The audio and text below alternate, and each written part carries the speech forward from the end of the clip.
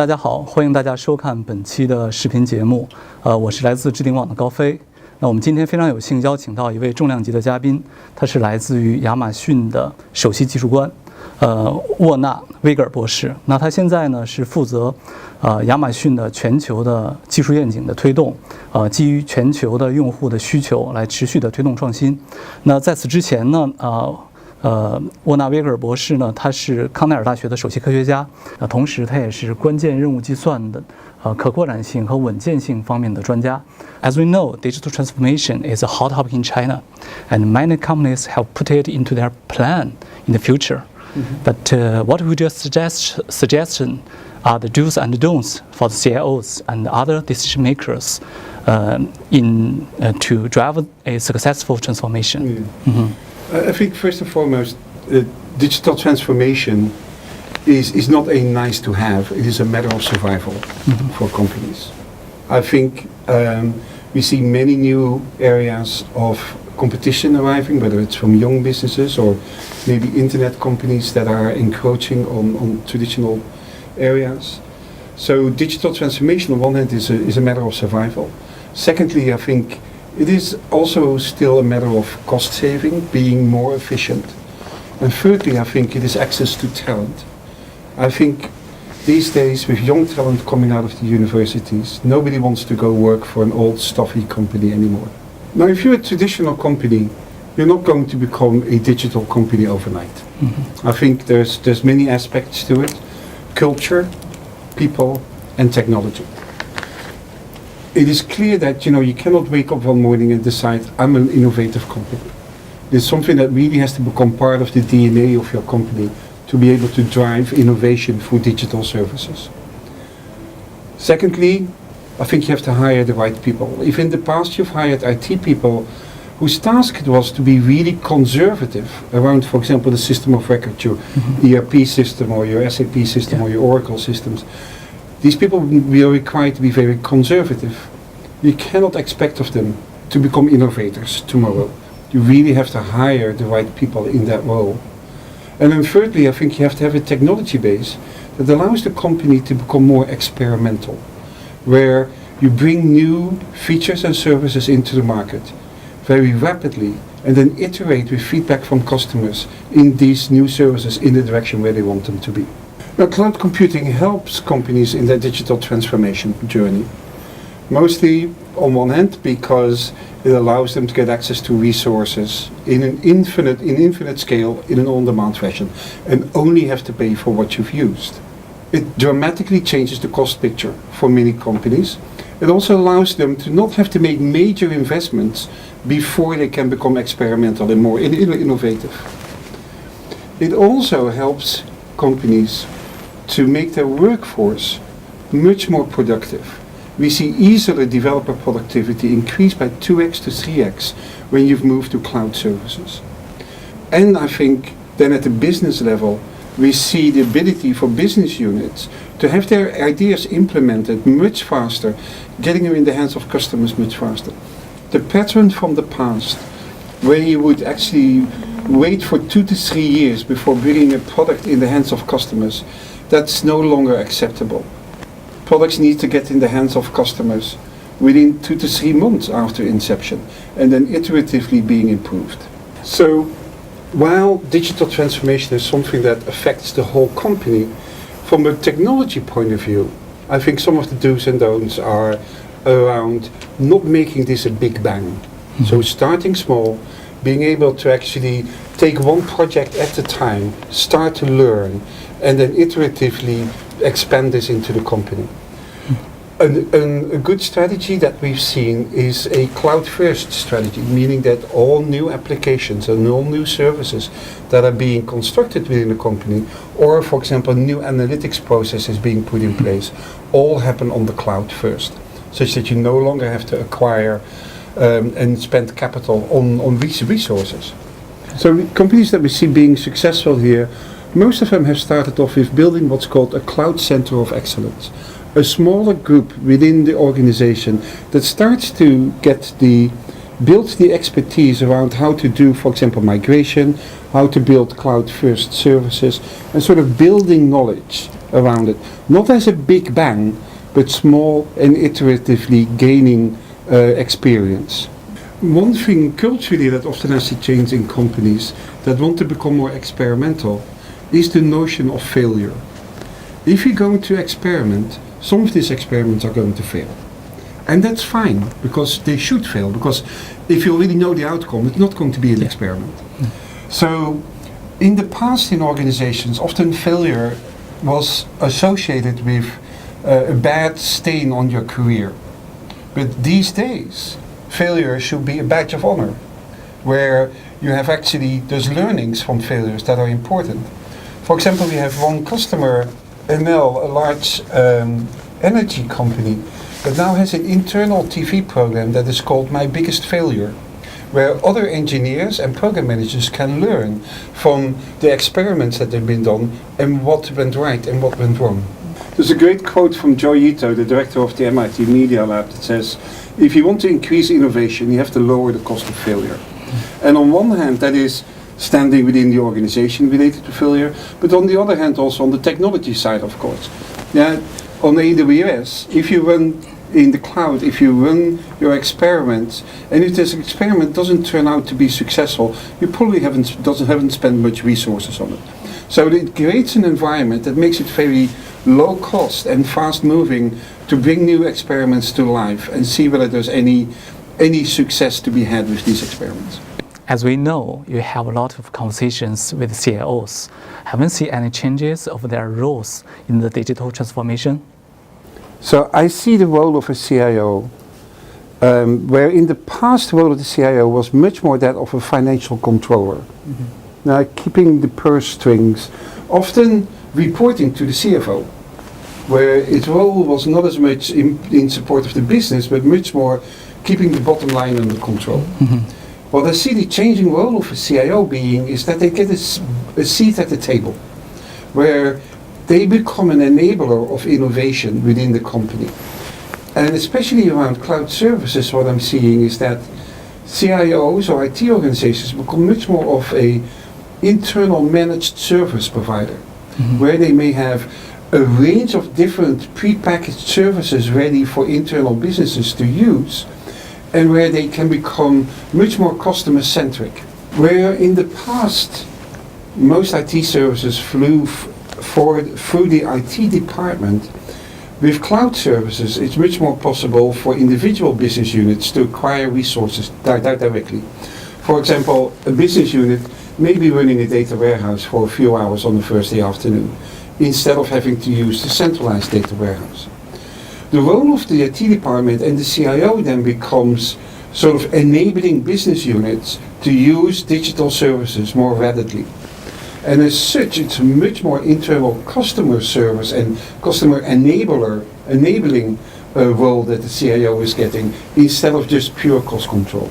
So AWS has been the #1 cloud service provider for many years. So in your view, how can AWS keep advancing its technology to stay ahead? Well, so first of all, we don't really care that much about the ahead part of it. Yeah, sure. Yeah, because I think our success has been until now really focusing on our customers and having a very close relationship with our customers and very quickly iterating. Of course, you know, looking at your competition is a good strategy. It's just not ours. We've always been so customer focused. It really shines through in the number of features and services that we release each year. So last year we released well over 1,000 new major features and services, mostly driven by feedback from our customers.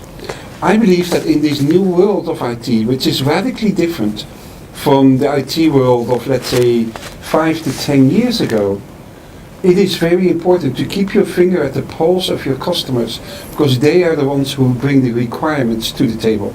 In a fast-moving environment like AWS, we're able to immediately react to customer demands and release new features and functions to actually serve them better. Next to that, a relentless focus on things that will be forever important to our customers. Security, performance, scale, reliability, and cost control. Those 5 pillars will be forever important to our customers. So anything that we do under the covers, even though it doesn't seem to the outside world as major innovations, will benefit our customers immediately. So for example, if we achieve additional economies of scale because of our large customer base, but also the innovations that we do in our data centers, we're able to reduce our cost picture, which we then immediately will turn around into lowering our pricing for our customers. So we lowered our pricing 60 times now, without any competitive pressure. All of this happens because we do innovation under the covers in areas that will be forever important to our customers. Including, of course, looking at the things that we consider to be forever important to customers. And the most important of that one is security, of course. Yeah, that will be forever our number one investment area, both from an operational point of view as well from an innovation point of view. It's actually these days the case that quite a few customers are deciding to move to the cloud because they know that the security that they can get there is something that they will not be able to make investments in themselves at the level that AWS is able to do that. So I met some traditional enterprises. They want to use the cloud, but they still have some existing IT assets. So how to deal with them? I think we have a very big migration program for our customers. Yeah, where we have a whole set of structures, both from AWS, but also from our partners, who are very important in especially here in China, in helping customers migrate to the cloud. So I think it starts off with building the right business case. Why is it that we want to move some of our existing infrastructure over to AWS? Is that for cost control? Is it because you want to move faster? Is it because there's a hardware refresh cycle that is coming up that you don't want to invest new hardware? And so it starts off with building the business case. Then the next phase is what we would call an application and resource discovery phase, where you're going to look at what are actually the applications and resources that we still have on-premise that we would like to migrate.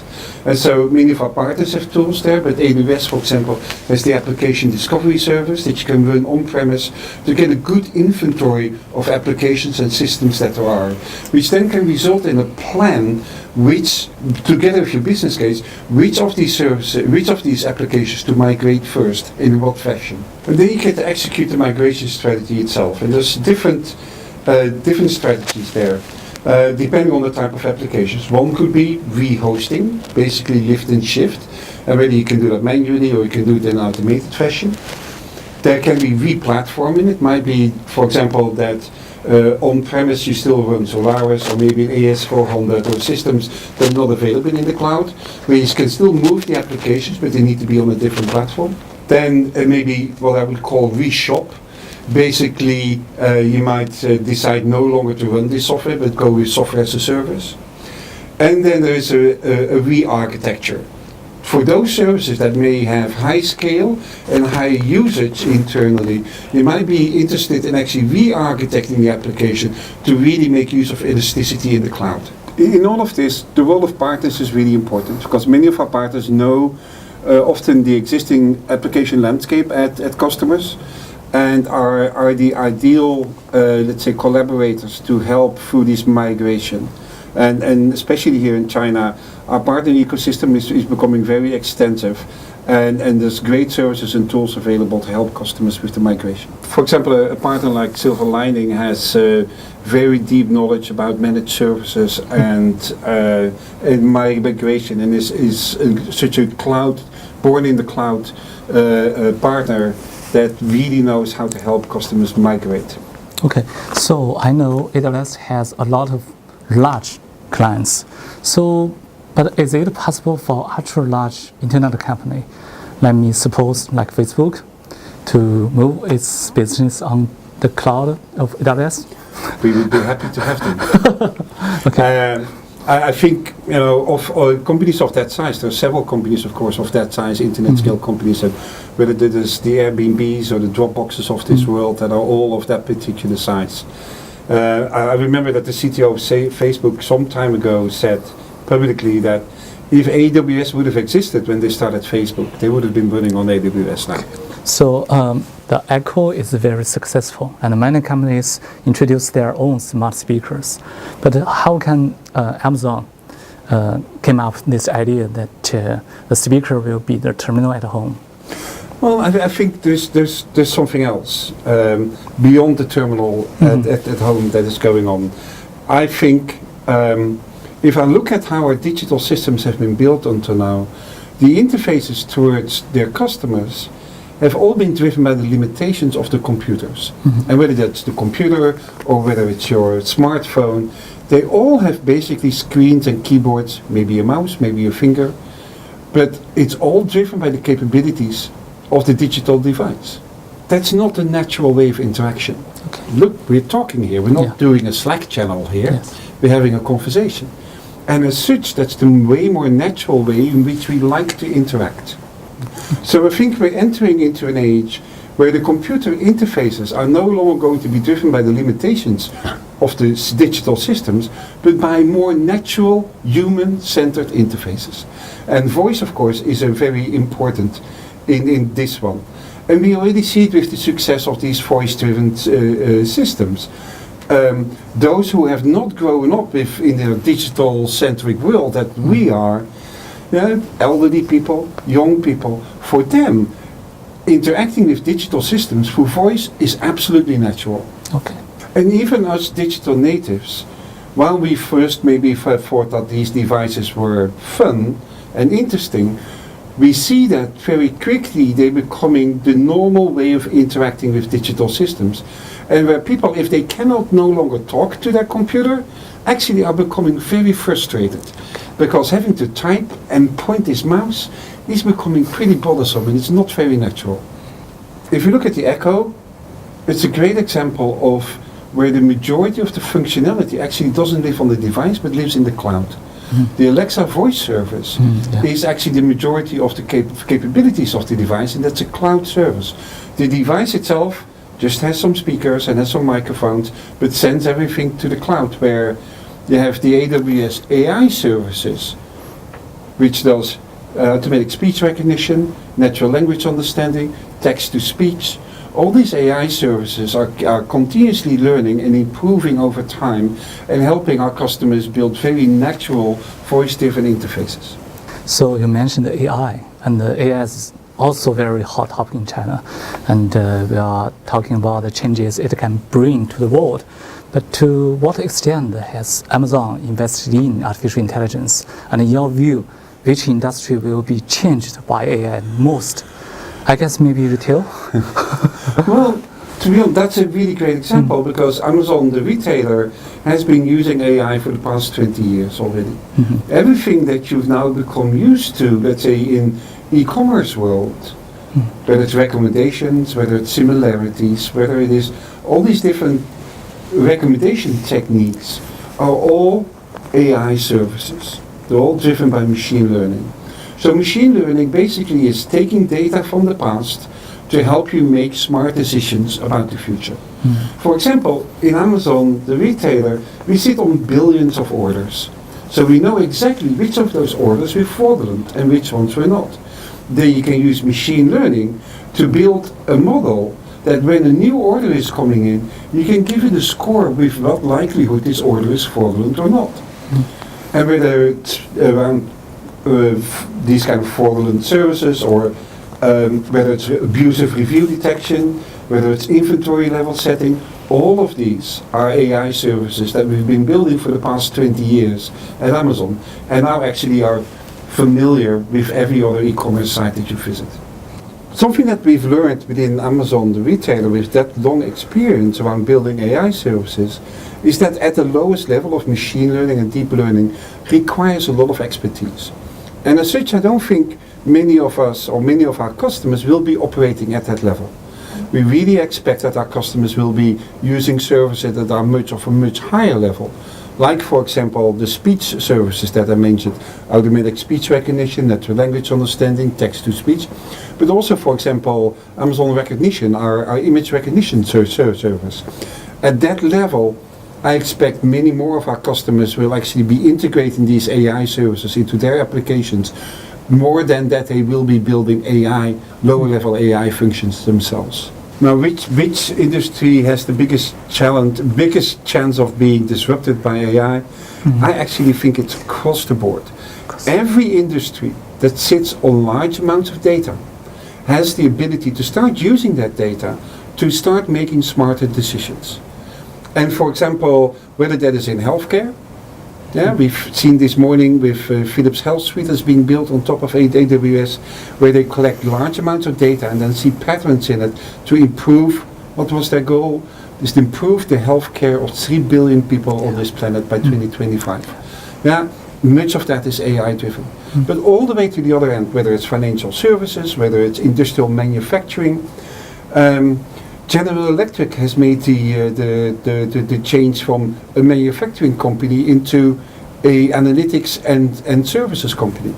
And so there where we see is them where they support their customers internally, their internal customers with new analytics services. They support their external customers with analytics services, and they even support their competitors with analytics services, all driven by data that they are collecting, for example, from the large gas turbines and all the products that they're selling. So with cloud, it has become completely egalitarian. Every company, every business has now access to the same compute capabilities, the same storage capabilities, the same analytics capabilities. Now, what's going to become the major competitive differentiator between companies is the data that they have, the quality of the data that they have, and the questions that they're going to ask against that data. And AI is going to play a very important role in that, because basically what AI is taking data from the past and help you make smarter decisions. And as such, I think it will become a very important tool for many companies to become more competitive. So in the next 3 or 5 years, what is the most possible happen, and what is the less possible happen? Could you give me some predictions? I wish I had a crystal ball. You can brief. Well, I think what I just talked about, I think the importance of data will become more and more apparent to everyone. I think with that also the creation of new data streams. So instrumentation for IoT or for other tools, or for example the factory floors of your supply chain, of your trucking fleets, all of those, such that we can create new data streams that can be analyzed, such that I think companies want to become more data driven, with more insights around their data, such that they can optimize it, but also be more competitive, and no longer based on intuition, but purely based on facts. I think one of the things definitely that we'll see a lot of innovation in the coming sort of 5 years and continuing after that is in security. I think there is no line in the sand that says this is good enough security. Yeah, that is a continuously moving target. The bad actors in this world are innovating as fast as anybody else. And so as such, we need to continue to be very innovative and forging ahead to make sure that we can stay ahead of the bad actors in this world. And I think AWS is committed to making those kind of investments to make sure that the internet is a safe place to do business. Yeah. Okay. And another area I think that we'll see radical changes coming into is that in our interfaces to our digital systems. We already talked a bit about voice, but what I would call is designing for the environment, where basically our world around us will become active and will become the interfaces to our digital systems. For example, if you these days, if you have a smart home where you track all your electricity usage, you have to basically look at your cell phone to see what kind of energy you're using. That doesn't really change behavior.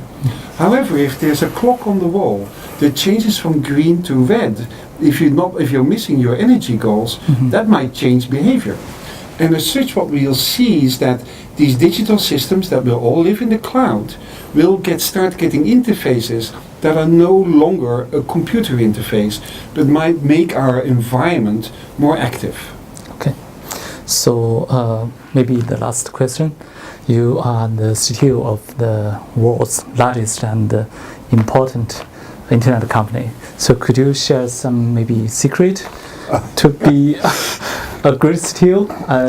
As we know today, Amazon has a lot of Chinese CTO to be here.